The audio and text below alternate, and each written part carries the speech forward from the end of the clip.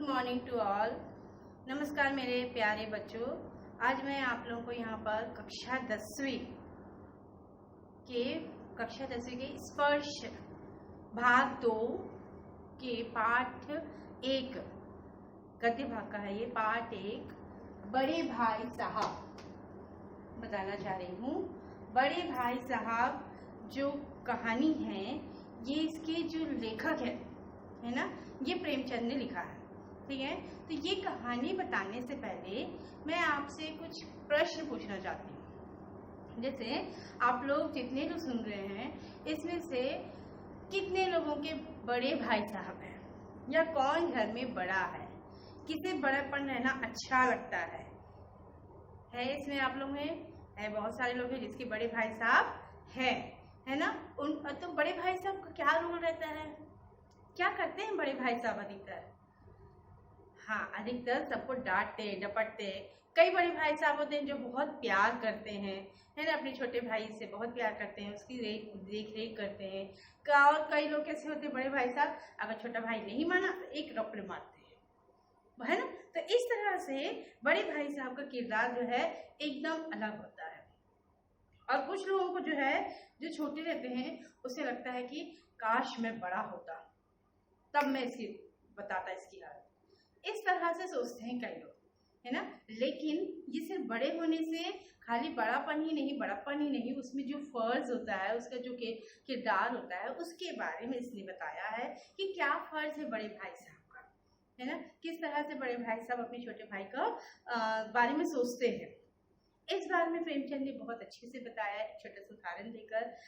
ये जो कहानी है, कहानी में लेखक स्वयं अपने बारे में बता रहे हैं और उनके बड़े भाई साहब के बारे में बता रहे हैं। ठीक है, तो शुरू करें हम। अगर आप लोग के पास पाठ्य पुस्तक है, टेक्स्ट बुक है, तो इस टेक्स्ट बुक को, जो दिख रहा है आप लोगों को टेक्स्ट बुक स्पर्श, इस टेक्स्ट बुक को निकालोगे। इसमें से टेक्स्ट बुक में जो निकालोगे आप, इसमें देखोगे बड़े भाई साहब, बीच में दिया रहेगा बड़े भाई साहब पार्ट 1। ठीक है, ये आप लोगों का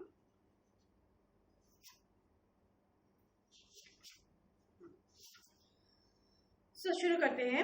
मेरे भाई साहब मुझसे 5 साल बड़े थे।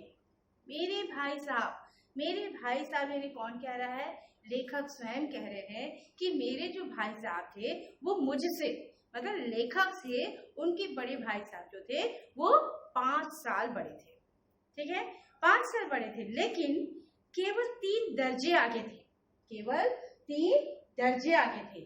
दर्जे यानी होता है कक्षा, क्लास, है ना। तो क्या कह रहे हैं कि अब 5 साल बड़ा है भाई के, और उसकी उम्र में 5 साल का फर्क है। ठीक है, तो जब 5 साल का फर्क है तो क्लास भी 5 साल की फर्क होना चाहिए ना, दोनों 5 साल के ही अंतर होना चाहिए। अगर वो 5th में तो फर्स्ट स्टैंडर्ड में रहना चाहिए, वो 10th में तो 5th में रहना चाहिए, है ना, 5 साल का ही रहना चाहिए। लेकिन यहाँ पर लेखक और उनके जो बड़े भाई साहब है, दोनों की जो क्लास है उसमें सिर्फ कितने साल का फर्क है? 3, सिर्फ 3 क्लास का फर्क है। 3 क्लास उनसे आगे थे बड़े भाई साहब। ठीक है, उन्होंने भी उसी उम्र में पढ़ना शुरू किया था जब मैंने शुरू किया, लेकिन तालीम जैसे से महत्व के मामले में वह जल्दबाजी से काम लेना पसंद न करते थे। उसी उम्र से, अगर तुम 2, 2.5 साल 3 साल में KG1 से स्टार्ट किए हो पढ़ना, ठीक उसी तरह से वो भी 2.5 साल 3 साल सेम उम्र से ही दोनों की पढ़ाई की शुरुआत हुई। तो जब सेम उम्र की पढ़ाई के साथ शुरुआत हुई है, दोनों को समान उम्र है, 3 साल में वो भी ज्वाइन हुआ, 3 साल में ये भी ज्वाइन हुआ, तो 5 साल की फर्क होना चाहिए, क्योंकि 5 साल बड़ा है। लेकिन फिर भी सिर्फ 3 वर्ष 3 कक्षा जो है वो उससे आगे था बड़ा भाई साहब। क्यों? क्योंकि ये क्या कह रहे हैं कि तालीम जैसे महत्व के मामले में, तालीम यानी होता है शिक्षा। देखो मैंने यहाँ पर लिखा है तालीम, है ना, तालीम यानी होता है शिक्षा। तो तालीम जैसे शिक्षा जैसे महत्व के काम में मैं वो जो बड़े भाई साहब कोई जल्दबाजी नहीं करना चाहते थे, बड़े आराम से पढ़ना चाहते थे। कक्षा के वे आगे जल्दी जल्दी भागना है ना। तुम 9 से 10th आ गए हो, जल्दी जल्दी आ गए, कितने जल्दी आए पता ही नहीं चला 10th आ गए हो। इसी तरह से बड़ा भाई साहब जो है बड़े आराम से शिक्षा के मामले में हड़बड़ी नहीं करना चाहते थे, बड़े आराम से उसको आगे बढ़ना था। ठीक है, तो इस भवन की बुनियाद खूब मजबूत बनाना चाहते थे। भवन, भवन यानी घर, बुनियाद यानी क्या होता है? बुनियाद यानी होता है नींव, है ना, नींव। तो क्या कह रहे हैं, तो जो घर जब हम बनाते हैं तो घर बनाते समय उसकी नींव को पहले देखा जाता है, नींव जो है बहुत मजबूत बनी जाएगी। तो यहाँ का नहीं क्या कह रहे हैं कि वो जो बुनियाद है वो शिक्षा को कह रहे हैं कि शिक्षा की जो नींव है इतनी मजबूत बनाया जाए, इतनी मजबूत बनाया जाए, है ना, ताकि उस पर एक आलीशान महल बन सके, मतलब वो कुछ कर सके, ये कह रहे हैं, जिस पर आलीशान महल बन सके। 1 साल का काम 2 साल में करते थे, मतलब 1 साल की पढ़ाई को वो 2 साल पढ़ा करते थे, और कभी कभी तो 3 साल भी लग जाते थे। एक कक्षा से दूसरी कक्षा जाने के लिए, एक क्लास से दूसरी क्लास जाने के लिए, एक कक्षा से दूसरी कक्षा जाने के लिए 1 साल की जो पढ़ाई आप लोग पढ़ के 9 से 10 आ गए हो, ये जो है उनको 2 साल लगते थे, और कभी कभी 3 साल भी लग जाया करते थे, है ना, 3 साल भी लग जाया करते थे।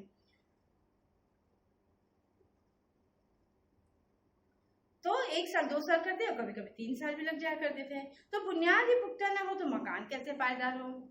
कह रहे हैं कि जब उनकी नींव मजबूत ना हो, है ना, तो वो कैसे वो उस पर आलीशान मकान खड़ा कर सके? वो 2 साल 3 साल अच्छा रट्टा मार मार के उसको और ज्यादा नॉलेज मिल रहा है। जब तुम 1 साल की पढ़ाई को एक बार में खत्म कर दे रहे हो, है ना, 1 साल की पढ़ाई कर रहे हो, 9 से 10 आ गए हो, तो नहीं, वो 9 को ही 2 साल पढ़े, 3 साल पढ़ रहे हैं। ठीक है, तो मैं छोटा था, वह बड़े थे। लेखक कह रहे हैं कि मैं छोटा था, है ना, वो छोटे थे, और दोनों में कितने साल का फर्क है? 5 साल का फर्क है। तो वो बड़े थे, मेरी उम्र 9 साल की थी। याद रखोगे, है ना, जो लेखक है, लेखक, इसकी उम्र जो थी वो कितने साल की थी? लेखक जो है, मेरी उम्र 9 साल की थी, 9 साल, है ना, 9 इयर्स।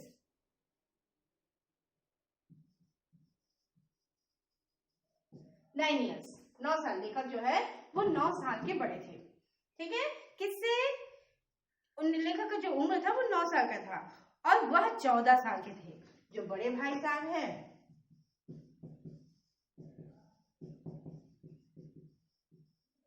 ये कितने थे? 14, है ना, मतलब 14 इयर्स। उनका जो था 9, 10, 11, 12, 13, 14, ठीक, 5 साल का फर्क हुआ। तो दोनों में कितने साल का फर्क है? 5 इयर्स, है ना, दोनों में 5 इयर्स का डिफरेंस है। जो लेखक थे वो 9 इयर्स के थे, और जो बड़े भाई साहब है वो कितने साल के थे? 14 इयर्स के थे। ठीक है, तो ये दोनों में इतने साल का फर्क होने के बावजूद भी क्लास जो था वो सिर्फ 3 क्लास ही आगे था। उन्हें मेरी तंबीह और निगरानी का पूरा और जन्मसिद्ध अधिकार था। तंबीह यानी होता है डांट डपट, तंबीह यानी होता है डांट डपट। अंडरलाइन करोगे टेक्स्ट बुक में जहां पर है ना, तंबीह लिखा हुआ है। तंबीह का अर्थ होता है डांट डपट, यानी खूब डांट डपट। मैंने बताया बड़े भाई साहब के कुछ अधिकार होते हैं, वो मार भी देंगे तो हमको सहना है, बड़ा भाई है ना। तो ये बड़े भाई साहब जो थे वो क्या कर रहे थे? बड़े भाई साहब, उनका जो है उनके क्या कहते हैं उसको, जो डांट डपट करना था वो उनका अधिकार था। बड़े भाई साहब का अधिकार था उसको डांट डपट करने का। 14 साल के थे, और इसकी वजह से, बड़े होने की वजह से उसे उनकी निगरानी करने का उनका जन्मसिद्ध अधिकार था। और मेरी शालीनता इसी में थी कि उनके हुक्म का कानून समझूं। जो भी वो ऑर्डर करे, जो भी हुक्म करे, उस चीज को मैं अपना कानून समझूं, अपना फर्ज समझूं।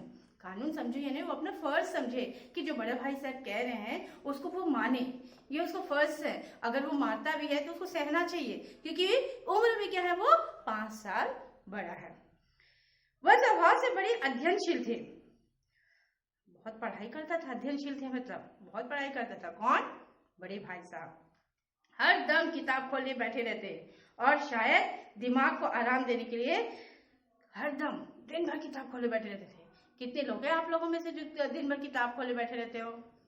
कोई भी नहीं है ना। हाँ, लेकिन जो बड़े भाई साहब थे दिन भर कॉपी किताब खोल के बैठे रहते थे और क्या करते थे, शायद दिमाग को कभी कभी जो है दिन भर खोले रहने की वजह से दिमाग बहुत गर्म हो जाता था, तो उस दिमाग को आराम देने के लिए वो क्या करते थे, कभी कभी कॉपी पर, किताबों के हाशियों पर चिड़ियों, कुत्तों और बिल्लियों की तस्वीर बनाया करते थे, है ना। चिड़ियों के इस पर तस्वीरों पर बनाया करते थे। मतलब जो खाली बैठे दिमाग है, आप लोग बहुत सारे बच्चे हैं ऐसे, है ना, जो खाली, जो लास्ट पेज रहता है, बहुत सारे को बुक में देखा जाएगा, जो लास्ट पेज रहता है, इस लास्ट पेज में क्या करते हैं, कुछ गोदा करते हैं, कुछ अपना साइन मारते हैं, है ना, दिन भर ऐसे सब गोदते रहते हैं, कोई फ्लावर बनाते रहते हैं। तो इस तरह से ये जो गोदाबाजी जो करते हैं, ठीक यही काम करते थे बड़े भाई साहब ठीक यही काम किया करते थे और यही काम करके वो जो है दिन भर अपना टाइम पास करते थे। तो सोचो वो क्या पढ़ते थे, उनकी पढ़ाई जो थी दिन भर इसी कॉपी किताब के अनुसार हुआ करता था। ठीक है, तो इस तरह से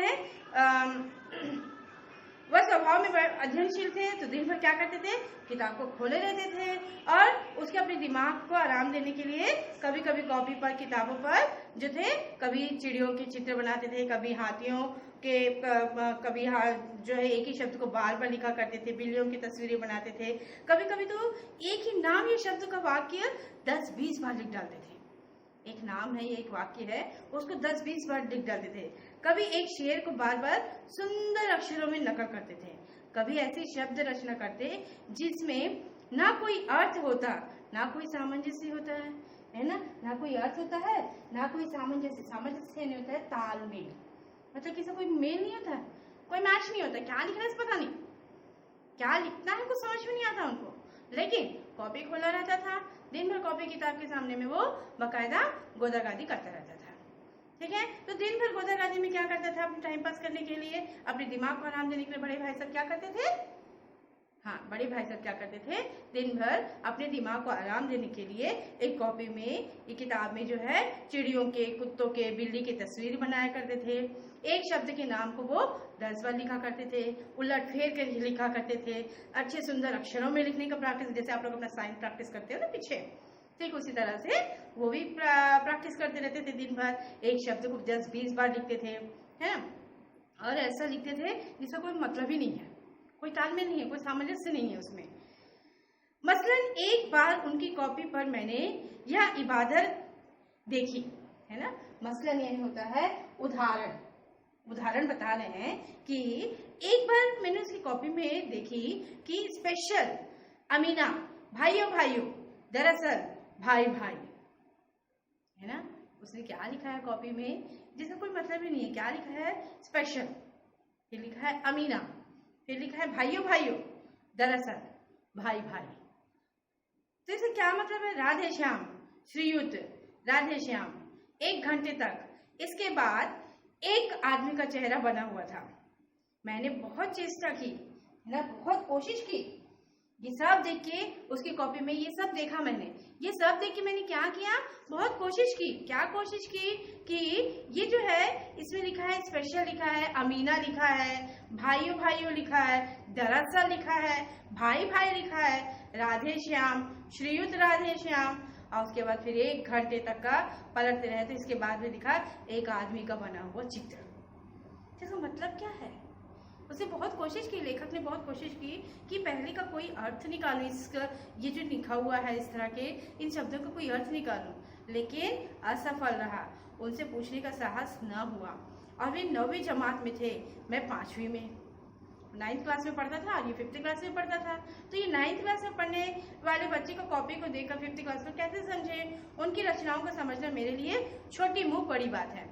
अंडरलाइन करोगे, छोटी मुंह बड़ी बात जो है मुहावरा है ना, तो ये छोटी सी मुंह में बड़ी बात कहना, तो जो है ये क्या कह रहे हैं कि मैं इस तरह से कैसे कह सकता हूँ, मैं तो इतना छोटा हूँ और इतनी बड़ी सोच में अपने दिमाग में कैसे ला सकता हूँ। वो तो मेरे से 9th क्लास में पढ़ रहे हैं, मेरे से 5 साल बड़े हैं, वो 9th क्लास में पढ़ रहे हैं और मैं 5th में पढ़ रहा हूँ, तो मैं कैसे समझूंगा उनकी बात। तो वो जो गोदागादी करते थे, उनकी बात ही लिखते थे, ये सब समझने की वो बहुत कोशिश की, लेकिन नहीं समझ पाए। यहाँ तक आया समझ में आप लोग को? आगे बढ़े। मेरा जी पढ़ने में बिल्कुल न लगता था। अब ये जो है आप लोग को बड़े भाई साहब का जो है ये परिचय है ना, बड़े भाई साहब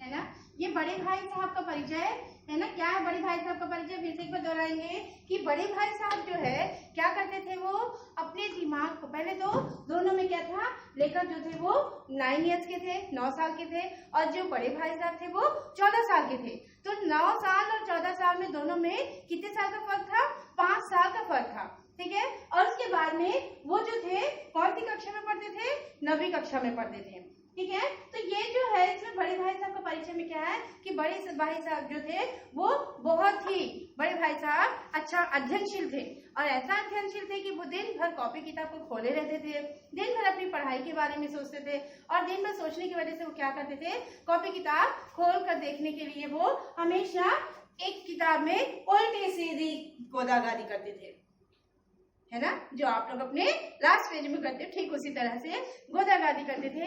एक ही नाम को उल्टा सीधा करके लिखा करते थे, बहुत सारी चीजों को इधर उधर करके लिखा करते थे। तो इस तरह से लिखने की वजह से उसके भाई ने एक बार उनकी किताब देखा, है ना, उसकी किताब देखकर जो लेखक है वो उनकी किताब देखे और बहुत कोशिश की है कि वो क्या लिखा है, क्या है वो उनको समझने की कोशिश की, लेकिन उससे पल्ले ना पड़ा, वो बिल्कुल नहीं समझ सके, क्योंकि वो 5वीं कक्षा में थे, वो छोटे थे, 5 साल उनसे उम्र फर्क था। तो वो सोचे कि शायद भाई का ये कुछ होगा, मुझे समझ में नहीं आया, बल्कि वो उसे छोड़ दिया। तो इस तरह से बड़े भाई साहब जो थे वो कुछ भी गोदागादी करके दिन भर कॉपी किताब को खोला रहते थे, ठीक है। अब उसके बाद बताते हैं छोटे भाई साहब। तो और क्या है, मेरा जी भी पढ़ने में बिल्कुल न लगता था। लेखक है, जो छोटे भाई साहब है कौन है, लेखक। तो ये जो लेखक क्या कह रहे हैं, कौन है ये लेखक, प्रेमचंद। कौन है ये लेखक, प्रेमचंद, है ना। तो ये जो प्रेमचंद जी हैं, ये प्रेमचंद जी क्या कह रहे हैं हमको कि उनका जो मन था, जी यानी होता है यहाँ पर मन, है ना, उनका जो दिल था वो बिल्कुल पढ़ाई में नहीं लगता था, बिल्कुल भी नहीं लगता था। 1 घंटा भी वो किताब लेकर बैठना उनके लिए पहाड़ के समान था। ओ माय गॉड, 1 घंटा पढ़ाई करो, मुझसे तो नहीं होगा, ऐसा सोचते थे वो, बिल्कुल भी नहीं पढ़ा करते थे। मौका पाते ही हॉस्टल से निकलकर मैदान में आ जाता था। मतलब उनकी जो रुचि थी, है ना, ये जो लेखक है प्रेमचंद, इनके बारे में है ना, इसका जो परिचय है या उसकी जो रुचि है इसके बारे में सुनोगे, है ना। तो ये जो थे ये क्या करते थे, लेखक जो प्रेमचंद है वो क्या करते थे, ये दिन भर उनका ध्यान था, दिन भर किताब लेकर बैठना, पहाड़ एकदम पहाड़ के जैसा लगता था, है ना। और मौका पाते ही हॉस्टल से निकलकर मैदान में आ जाते थे, और कभी कंकरियां उछालता, कभी कागज की तितलियां उड़ाता, और कहीं कोई साथी मिल गया तो पूछना ही क्या था। लेखक का जो था, दिन भर आप लोग के जैसे बहुत सारे होंगे, है ना, ऐसे जिसको किताब कॉपी खोले फोन बैठे, फोन मिल जाए तो आराम से गेम खेलते बैठो, या फिर मैदान की ओर दौड़ो और खेलो। अभी तो कोरोना की वजह से कोई कहीं जा भी नहीं रहा होगा, घर के अंदर है, लेकिन अगर मान लो घर के अंदर से थोड़ा भी मौका मिल जाए तो बाहर आजाद पंछी की तरह उड़ने के लिए, खेलने के लिए दौड़ने लग जाते। ठीक जो छोटा भाई था, लेखक था, वो भी बिल्कुल ऐसा ही था। जो लेखक था वो किस तरह था, वो उनका जो पढ़ने का जो था बिल्कुल मन नहीं लगता था, और 1 घंटा भी वो किताब को लेकर बैठना उसके लिए कैसा था, एक पहाड़ के समान था। और मौका पाते ही वो जो था हॉस्टल से, दोनों भाई हॉस्टल में रहते थे, हाँ ये मैंने बताना भूल गया, दोनों भाई जो थे हॉस्टल में रहते थे। तो ये जो छोटा भाई था, मौका मिलते ही हॉस्टल से निकलकर मैदान में आ जाता, और कभी कंकारियां उछलता, जो गोटी है ना, कंकड़ के जो पत्थर रहते हैं वो उछाल उछाल के मारते रहता था। कभी कागज की तितलियां बनाता है, आता है आप लोग तितलियां, और ये फ्लाई जैसे बनाते हैं ना, तो ये जो है बनाकर उड़ाता। और कभी कोई साथी मिल गया तो और भी क्या पूछना है, फ्रेंड्स मिल गए तो उनके साथ लगे रहता, खेलता रहता। तो कभी चावरी 4 दीवारी पर चढ़कर नीचे कूद रहे हैं, कभी फाटक पर सवार उसे आगे पीछे चलाते हुए मोटर कार का आनंद उठा रहे हैं। लेकिन कमरे में आते ही भाई साहब का वह रुद्र रूप देखकर प्राण सूख जाते हैं। इतने अच्छे थे कि उसका दिन जो था दिन भर खेलने में ही लगता था, दिन भर वो खेलता ही रहता था। लेकिन दिन भर खेलने के बाद भी वो जो था बाहर रहता था, मदमस्त घूमता था, मस्त खेलता था, बेफिक्र खेलता था। लेकिन उसके बाद जो था उसे जब लगता था कि उसके घर में आ रहे हैं, उसके बड़े भाई साहब पहुंचे है ना, घर जैसे हॉस्टल के रूम में पहुंचे तो उनका जो रुद्र रूप था, मतलब एकदम भयंकर रूप, वो देखकर उसके जान सूख जाते थे। उसका पहला सवाल था, याद रखोगे, जो बड़े भाई साहब है ना, ये बड़े भाई साहब का पहला सवाल कब को पहला सवाल, जब छोटा भाई खेलकर अंदर आते थे हॉस्टल में, है ना, बाहर से घूम फिर के खेल फिर के आते थे, तब बड़े भाई साहब का पहला सवाल रहता था। क्या सवाल रहता था, कहाँ थे।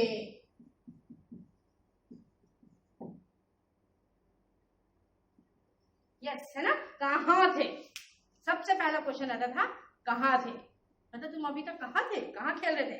हमेशा यही सवाल इस ध्वनि में हमेशा पूछा जाता था और इसका जवाब मेरे पास केवल मौन था। कहाँ जाएगा, खेलने ही तो गया था, लेकिन वो क्या बताएगा कि मैं खेलने गया था, बता सकता है? बिल्कुल नहीं।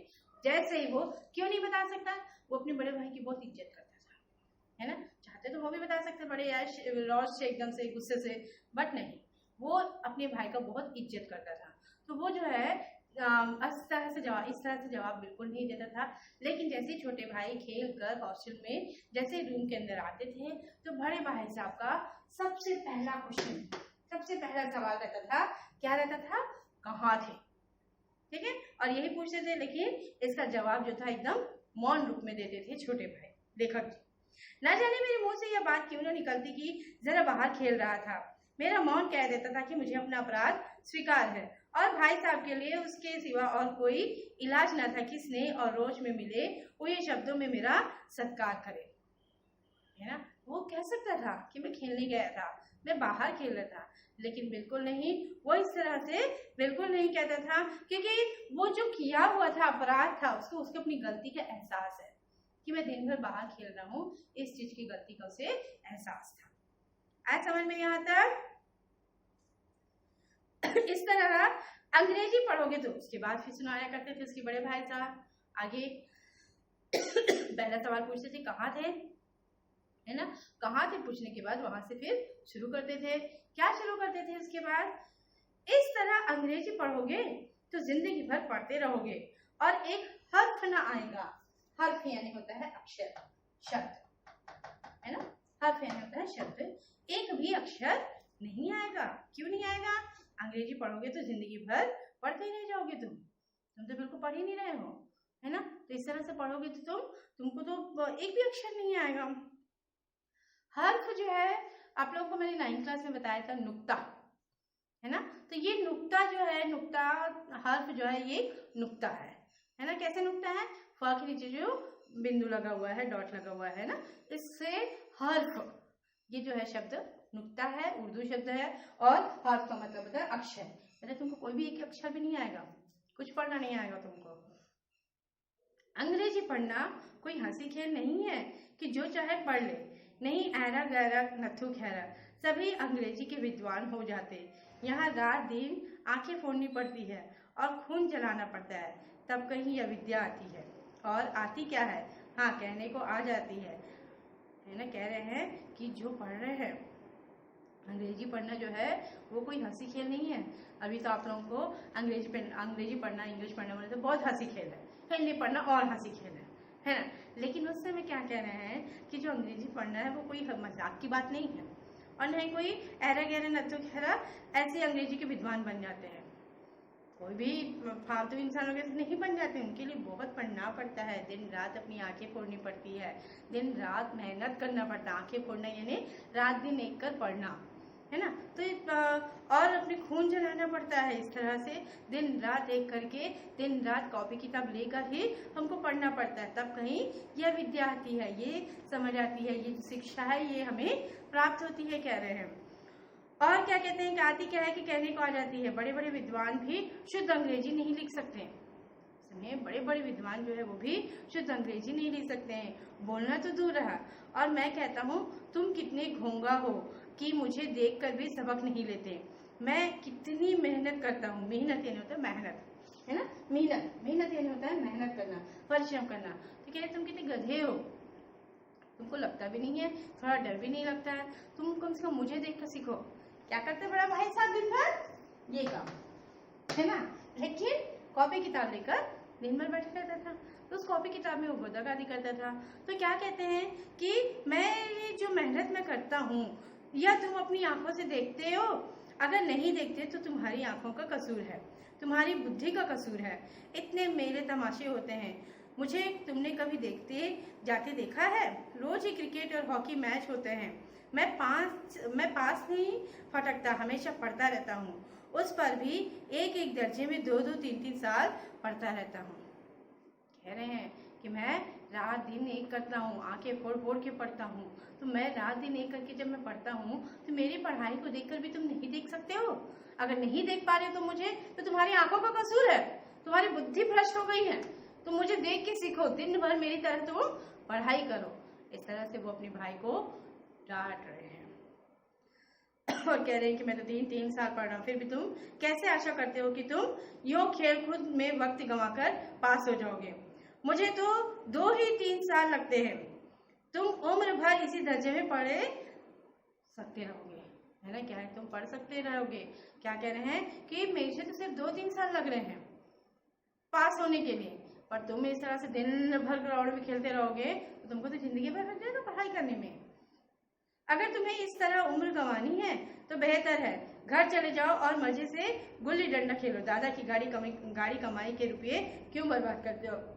सही बात है, कई बार आप लोगों को भी ऐसे कहते हैं ना कि माँ बाप के पैसे क्यों बर्बाद कर रहे हो, पढ़ना लिखना नहीं है तो जाओ घर। ये डांटते हैं, बहुत सारे टीचर्स डांटते हैं मेरे ख्याल से कि अगर तुमको पढ़ना लिखना नहीं है तो माँ बाप का पैसा बर्बाद नहीं करो, जाओ अपने घर। तो किसी तरह से जो बड़े भाई साहब है वो भी लेखक को कह रहे हैं कि अगर तुमको पढ़ना नहीं है तो यूं अपना उम्र मत गंवाओ, यूं पैसे बर्बाद नहीं करो, जाओ वापस समझो।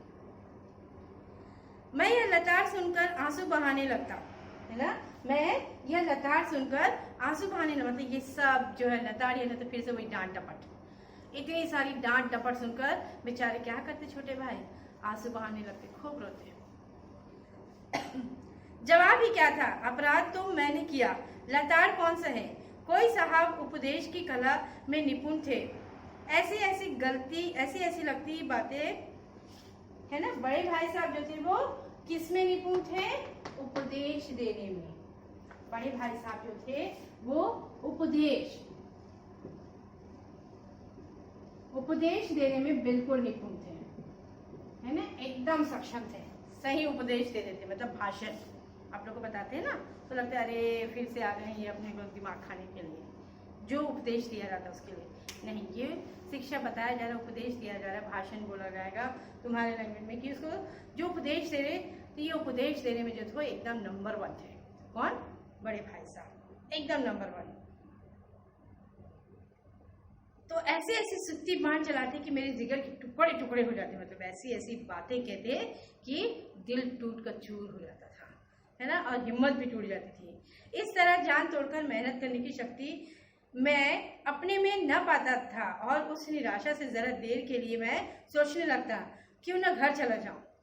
सोचता है छोटा भाई कि मैं इतनी मेहनत तो नहीं कर सकता हूँ जितनी मेहनत बड़े भाई करते हैं, दिन भर कॉपी किताब लेकर बैठे रहते हैं, मुझसे इतनी मेहनत नहीं होगी। अब इतनी डांट सुनने के बाद उसके दिमाग में क्या लगता था कि मैं इतनी मेहनत तो नहीं कर सकता हूँ, तो शायद मुझे घर चली जानी चाहिए। जो काम मेरे बुद्धि के बाहर है उसमें हाथ डालकर क्यों अपनी जिंदगी खराब करूं, मतलब मेरे बस की बात नहीं है, मेरे बुद्धि के बाहर है, यानी मेरी बस की बात नहीं है, मैं नहीं कर सकता हूँ, तो क्यों मैं अपनी जिंदगी इसमें खराब करूं, क्यों बर्बाद करूं, शायद मुझे घर चला जाना चाहिए। ये सब कब लगता है? जब बड़े भाई सब डांटते हैं, है ना। मुझे अपना मूर्ख रहना मंजूर था, लेकिन इतनी मेहनत से मुझे तो चक्कर आ जाता था, लेकिन घंटे 2 घंटे के बाद निराशा के बादल फट जाते और मैं इरादा करता कि आगे से खूब जी लगाकर पढ़ूंगा। 1-2 घंटा रो के सोचता कि नहीं, मुझे ये पढ़ाई नहीं होगी मुझसे, मैं इतनी पढ़ाई नहीं कर सकता हूँ, है ना। उसे सिर्फ क्या इंटरेस्ट था? खेलना। ये सोचकर 1-2 घंटा रोते रहता था, सोचते रहता था, उसके बाद फिर उसका इरादा बदल जाता था। किसका? लेखक का।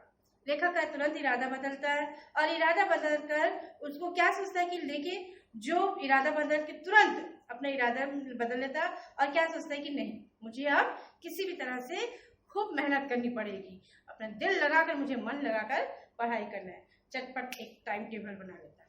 जैसे एग्जाम में आप लोग एक टाइम टेबल बनाते हो, है ना, पूरा साल भर तो मस्ती करते हो, जैसे एग्जाम आता है एग्जाम के पहले पहले टाइम टेबल बनाते हो, ठीक उसी तरह से ये भी जो है टाइम टेबल बना देता है। क्या टाइम टेबल बनाता है? टाइम टेबल बिना पहले से नक्शा बनाए, कोई स्कीम तैयार किए काम कैसे शुरू करें, है ना। इसलिए टाइम टेबल में खेल कूद की मत बिल्कुल उड़ जाती थी। मतलब खेल कूद जो था उस टाइम टेबल में बिल्कुल नहीं डाला। जो अपनी टाइम टेबल बनाया है दिन भर की दिनचर्या, उस दिनचर्या में वो खेल कूद कहीं नहीं डाला। प्रातःकाल 6 बजे उठना, उसकी जो टाइम टेबल थी, टाइम टेबल में अर्ली मॉर्निंग 6 o'clock को उठना है ना, 6 बजे उसको उठना है। सुबह सुबह उठकर मुंह हाथ धो नाश्ता कर पढ़ने बैठ जाना है, ठीक है। तो 6 से 8 तक वो इंग्लिश पढ़ रहे हैं, अंग्रेजी। 6 से 8 तक, 6 बजे से लेकर 8 बजे तक सुबह वो क्या पढ़ना चाह रहे हैं? इंग्लिश। टाइम टेबल बना लिए कि मैं 2 घंटा इंग्लिश पढ़ूंगा। 8 से 9 तक हिसाब, अकाउंट पूरा, मैथ्स वगैरह पूरा देखूंगा, है ना। 9 से 9:30 तक इतिहास, आधा घंटा दिया है। 9 to 9:30 हिस्ट्री पढ़ने के लिए। फिर भोजन और स्कूल, है ना। फिर 9 साढ़े 9 बजे स्कूल जाना है, खाना खाए स्कूल चल दिए। 3:30 बजे स्कूल से वापस होकर आधा घंटा आराम करना है। 3:30 बजे वापस आते हो लोग, 3:30 बजे आप लोग का भी हो जाता है, जैसे उसके बाद आप लोग सीसीए चले जाते हो, है ना। 4:30 बजे हम घर जाते हैं, पर उनको 3:30 बजे छोड़ दिया जाता था। तो 3:30 बजे वो स्कूल से वापस आकर आधा घंटा आराम करना चाहते थे। 4 से 5 तक भूगोल लेने होते हैं, ज्योग्राफी, है ना।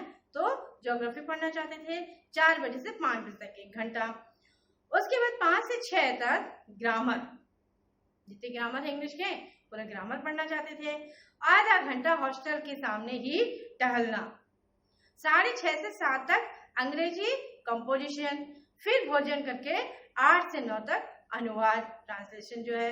9 से 10 तक हिंदी, 10 से 11 तक विविध विषय, फिर विश्राम। कितना सुंदर टाइम टेबल बनाया ना, है ना। बहुत अच्छा टाइम टेबल बनाया है, हर सब्जेक्ट का टाइम टेबल बनाया, हर सब्जेक्ट को टाइम दिया गया है ना। आप लोग भी इस तरह से अभी से टाइम टेबल बना लो, लेकिन लेखक की तरह नहीं, आप अपनी तरह से टाइम टेबल बनाइएगा। क्यों लेखक की तरह नहीं कहा मैंने? लेखक जो है, मगर टाइम टेबल बना लेना एक बात है ना। इसमें सुनोगे, टाइम टेबल बनाना तो एक बात है, बहुत तेजी से बैठ के बना लिए टाइम टेबल, 10 मिनट में बन जाएगा टाइम टेबल। उस पर अमल करना दूसरी बात है। वो बिल्कुल अमल नहीं करता था, है ना, बिल्कुल भी अमल नहीं करता था। पहले ही दिन उसकी अवहेलना शुरू हो जाती। मैदान की वह सुखद हरियाली, बड़ा दिख रहा है मैदान, एकदम साफ, हवा के हल्के हल्के झोंके, फुटबॉल की वह उछलती कूद, कबड्डी की वह दांव घात, वॉलीबॉल की वह तेजी और फुर्ती मुझे अज्ञात और अनिवार्य रूप से खींच ले जाती, और वहां जाते ही मैं सब कुछ भूल जाता। क्या सब कुछ भूल जाता? जो टाइम टेबल बनाया था, जो टाइम टेबल बनाया गया था, वो टाइम टेबल पूरा भूल गया, कुछ याद नहीं है अब उसे, है ना। कोई भी टाइम टेबल याद नहीं है, सब कुछ भूल गया वो। और जो इतने आधा घंटा भी वो खेलने का समय नहीं दिया, लेकिन जो मैदान की हरियाली है, फुटबॉल है ना, ये सब वॉलीबॉल की जो तेजी फुर्ती हवा है, ये सब जो है उसे अपनी ओर जो है खींच रही है कि आजा आजा खेल ले। अब वो क्या है, जो अपना टाइम टेबल बनाए वो पूरा भूल गया। वह जानलेवा टाइम टेबल, वह आंख फोड़ पुस्तकें किसी की याद न रहती, और भाई साहब की को नसीहत और फजीहत का अवसर मिल जाता। मैं उनके साये से भागता, उनकी आंखों से दूर रहने की चेष्टा करता, कमरे में इस तरह दबे पांव आता कि उन्हें खबर ना हो, है ना। बहुत कोशिश करता वो, क्या कोशिश करता कि मैं खेलने जा रहा हूँ और एकदम भाई को पता भी नहीं चले, दबे पांव, यानी एकदम बिल्कुल साउंड किए बगैर धीरे धीरे धीरे धीरे अंदर आने की कोशिश करता है। लेकिन क्या होता है, अंदर आने की कोशिश करने के बावजूद उनकी नजर मेरी ओर उठी और मेरे प्राण निकले।